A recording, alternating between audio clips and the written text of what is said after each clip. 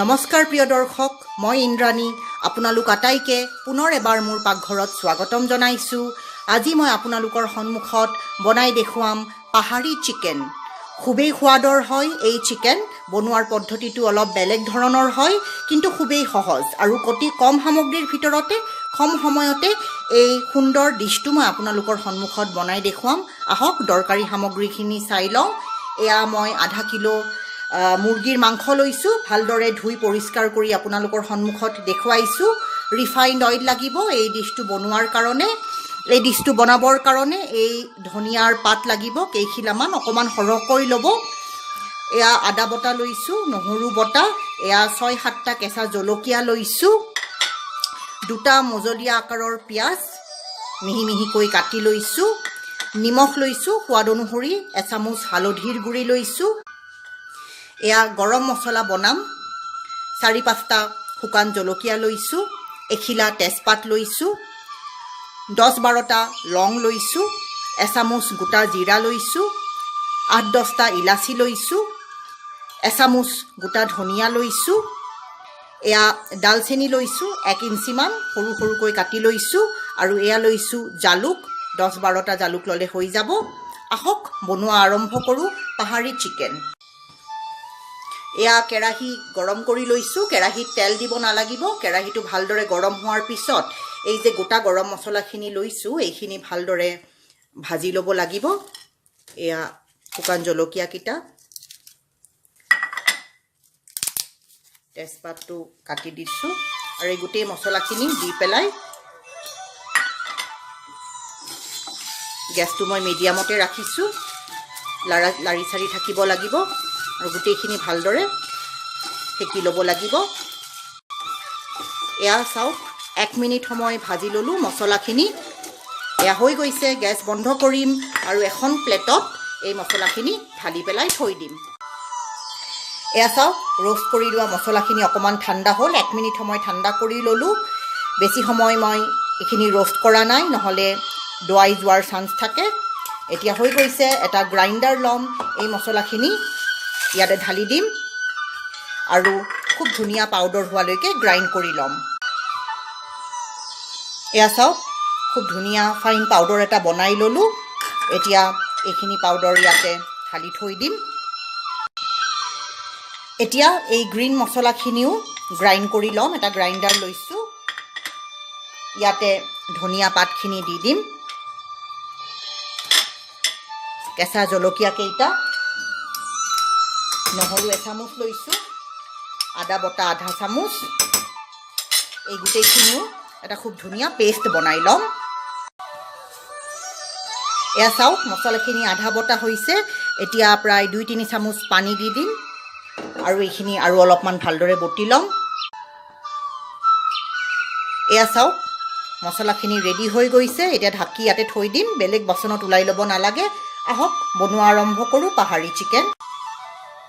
কেৰাহী গৰম কৰি লৈছোঁ, ইয়াতে তেল ঢালি দিম। আন্দাজমতে 6-7 চামুচ তেল দিলে হৈ যাব। তেল গৰম কৰি ল'লোঁ ভালদৰে। এতিয়া কাটি থোৱা পিঁয়াজখিনি তেলত যোগ কৰি দিম আৰু গুলপীয়া হোৱালৈকে পিঁয়াজখিনি ভালদৰে ভাজি থাকিম।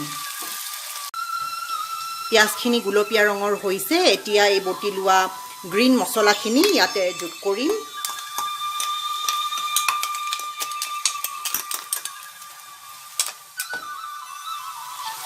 ভালদৰে মিহলাই দিম। গেছ মিডিয়ামত ৰাখিছোঁ। এই গ্ৰীণ মছলাখিনি 1 মিনিট সময় ভালদৰে ভাজি ল'লোঁ। এতিয়া এই যে গৰম মছলাখিনি বনাই লৈছোঁ, এই গৰম মছলাখিনি ইয়াতে যোগ কৰি দিম, ভালদৰে মিহলাম আৰু এইখিনিও মজলীয়া গেছত প্ৰায় 1 মিনিট সময় ভাজি ল'ম। মছলাখিনি ভাজা হৈ গৈছে। এতিয়া চিকেনৰ টুকুৰাবোৰ ইয়াতে যোগ কৰি দিম, ভালদৰে মিক্স কৰি দিম। গেছটো বঢ়াই দিলে হ'ল। এতিয়া হালধিখিনি সোৱাদ অনুসৰি নিমখখিনি ইয়াতে যোগ কৰি দিলোঁ, ভালদৰে মিক্স কৰিম। এতিয়া গেছ মিডিয়াম কৰি থৈছোঁ, ঢাকন মাৰি দিম আৰু 15 মিনিট সময় মাংসখিনি সিজিব দিম। মাজে মাজে ঢাকন গুচাই মাংসখিনি অকণমান লাৰাচাৰা কৰি দিব লাগিব যাতে তলত লাগি নাযায়। 15 মিনিটৰ কাৰণে মই ঢাকন মাৰি থলোঁ। এয়া 15 মিনিট হৈ গৈছে, ঢাকন খুলি চাম। খুব ধুনীয়া গোন্ধ ওলাইছে মাংসখিনিৰ পৰা, ৰংটোও খুবেই ধুনীয়া হৈছে, আপোনালোকে চাব পাৰিছে।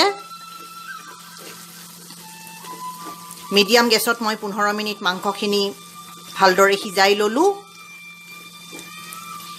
এতিয়া 2-3 মিনিট সময় গেছটো মই বঢ়াই দিম। ঢাকন খোলাৰ পিছত এতিয়া মই গেছ বঢ়াই পেলাই 2 মিনিট সময় ভালদৰে ভাজি ল'লোঁ মাংসখিনি। এয়া আপোনালোকে চাব পাৰিছে মাংসৰ পৰা তেলখিনি ছেপাৰেট হ'বলৈ ধৰিছে। এইখিনি সময়ত মই গৰম পানী কৰি থৈ দিছোঁ আৰু ইয়াতে মই গৰম পানী যোগ কৰি দিম। আপোনালোকৰ হিচাপ মতে যিমান আপোনালোকে জোল বিচাৰিব সেই হিচাপত পানী এড কৰিব। ভালদৰে মিক্স কৰি দিম। এতিয়া আৰু ঢাকন মাৰাৰ দৰকাৰ নাই। পানী দিয়াৰ পিছত ঢাকন নামাৰাকৈ মাংসখিনি হ'বলৈ দিম। এতিয়া মই গেছটো বঢ়াই দিছোঁ, উতল আহিছে। এতিয়া গেছটো একদম কমাই দিম। পানী মই হিচাপ মতে দি দিছোঁ আৰু এতিয়া মই প্ৰায় 15 মিনিট পানী দিয়াৰ পিছত কম জুইত মাংসখিনি হ'বলৈ দিম। এয়া পাহাৰী চিকেন ৰেডি হৈ গৈছে, খুব ধুনীয়া হৈছে। ৰংটো চাওক। 15 মিনিট সময় মই শ্ল' কুকিং কৰি পেলাই পানী দিয়াৰ পিছত ভালদৰে বইল হ'বলৈ দিলোঁ। খুব ধুনীয়া হৈছে। গেছ বন্ধ কৰি দিম। এয়া হৈ গৈছে। এতিয়া এটা বাটিত মই আপোনালোকৰ সন্মুখত ছাৰ্ভ কৰি দেখুৱাম। প্ৰিয় দৰ্শক, পাহাৰী চিকেন ৰেডি হৈছে খাবৰ কাৰণে। খুবেই সোৱাদৰ হৈছে। ৰংটো চাওক, খুবেই ধুনীয়া হৈছে। অতি সোনকালে এই পাহাৰী চিকেন আপোনালোকে বনাই খাব বুলি মই আশা ৰাখিছোঁ। এই পাহাৰী চিকেনৰ জোলটো মই অকণমান বেছি ৰাখিছোঁ কাৰণ জোলটো খাবলৈ ইয়াৰে বৰ সোৱাদ হয়। আপোনালোকে যদি কম জোল ৰাখিব বিচাৰে তেতিয়াহ'লে পানী অলপ কমকৈ দিলেও হ'ব। আপোনালোকৰ সোৱাদ অনুসৰি, পচন্দ অনুসৰি আপোনালোকে জোলটো গোটা বা অকণমান পনীয়া কৰি খাব পাৰে। খুবেই সোৱাদৰ হৈছে। প্ৰিয় দৰ্শক, এই পাহাৰী চিকেন আপোনালোকে ৰুটি, পৰঠা, পোলাও, প্লেইন ৰাইচ যাৰ লগতে ভাল পায় খাব। মই আজি পোলাও বনাইছোঁ এই চিকেনৰ লগত খাবৰ কাৰণে। আপোনালোকৰ সন্মুখত পৰিৱেশন কৰি দেখুৱাইছোঁ।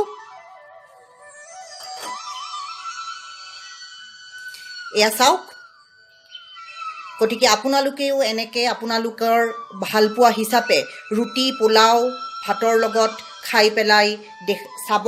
আৰু যদিহে খাই ভাল পাইছে লাইক নিশ্চয় কৰিব আৰু মোৰ চেনেলটো শ্বেয়াৰ আৰু ছাবস্ক্ৰাইব কৰিবলৈ নাপাহৰিব।